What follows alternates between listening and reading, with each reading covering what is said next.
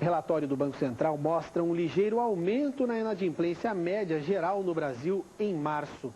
Eu converso agora com Fernando Manfio, sócio da WIT-Risk, que é uma empresa especializada na gestão de risco.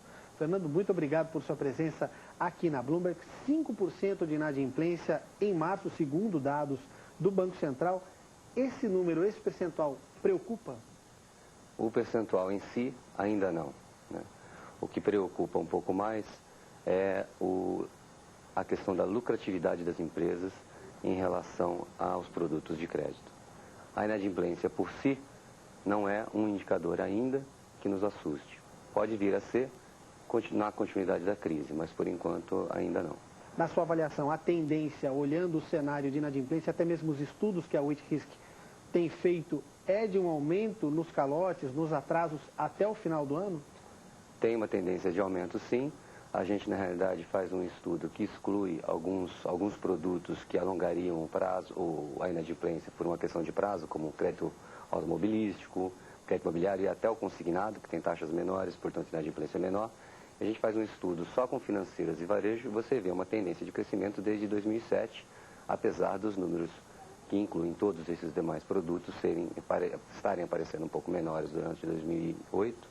A tendência vem sendo de crescimento em 2007 e 2008, justamente por uma questão de falta de consciência na concessão do crédito, que é uma coisa muito importante, que a gente às vezes despreza nos momentos de euforia como o Brasil tem estado nos últimos 2 anos com relação a crédito. O senhor acredita, dentro dos estudos da WIT-Risk, que a taxa de inadimplência pode chegar a quanto aqui no Brasil? Nós estamos vendo um aumento que deve chegar de 10% a 20% até o final do ano, né, em relação aos anos anteriores. Com o início da melhora para 2010, para o segundo semestre de 2010, realmente é uma expectativa, isso sempre dependendo da extensão dessa crise. Melhora, como o senhor mencionou, só a partir de 2010, a partir do primeiro semestre, segundo semestre? Vai depender, de novo, vai depender muito da extensão da crise, mas a expectativa é 2010. Acho que 2009 ainda é um ano de preparação, a gente levou um susto bastante grande, eu costumo chamar que essa crise foi um remédio amargo para nós, né, porque veio antecipando talvez uma crise ainda maior, que se não viesse nesse momento. A crise lá fora era mais forte do que no Brasil, e o Brasil tinha uma certa, como eu disse, uma certa euforia na concessão do crédito. Vimos alongando prazo e concedendo crédito e abrindo mercados sem termos as ferramentas devidas para conduzir o crédito da maneira mais adequada e ainda assim sem termos a cultura, né, do próprio consumidor com relação ao uso do crédito. Então a gente vinha vendo já esses indicadores crescentes nos últimos 2 anos e a crise veio de alguma maneira até como apesar da antecipação de alguns números, veio até como um remédio para que a gente não sofresse ainda mais. Então, não sei se a crise para nós brasileiros foi, assim, um assunto tão terrível, porque poderia ser para o crédito no Brasil ainda pior. O senhor mencionou a avaliação dos senhores na WIT-Risk de uma falta de critério por parte das instituições na concessão do crédito, no alongamento dos prazos.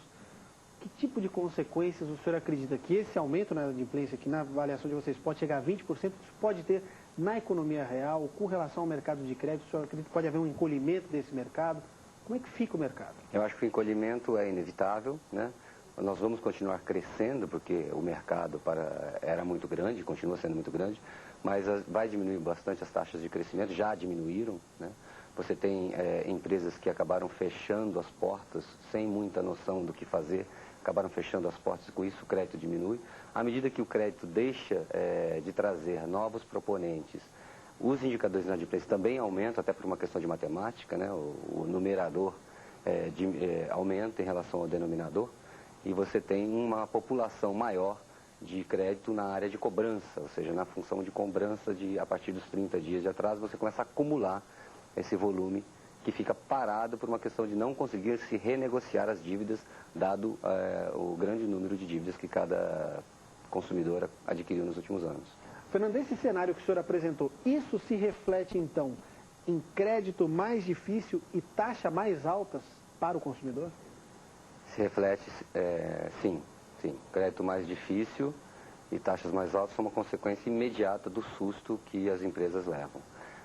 Além do que o custo do dinheiro tendo aumentado para muito dessas empresas, faz com que o crédito fique mais caro por uma questão de lucratividade. O crédito, na realidade, deveria ser visto como um das alavancas para se obter a lucratividade. Portanto, o foco nosso de gestão de risco não é gerenciar, não é minimizar a inadimplência, sim gerenciar a inadimplência para que ela obtenha o máximo da lucratividade. O que significa isso? Se a minha lucratividade diminui por causa do custo do dinheiro, eu naturalmente vou ter que buscar esse dinheiro em algum lugar, seja nas despesas das empresas ou na inadimplência. Então a gente geralmente costuma usar a inadimplência como essa chama, né, que está nos prejudicando. Nem sempre ela é o maior vilão. O maior vilão talvez seja a gente não saber trabalhar exatamente com todas as componentes de uma lucratividade que a empresa tem.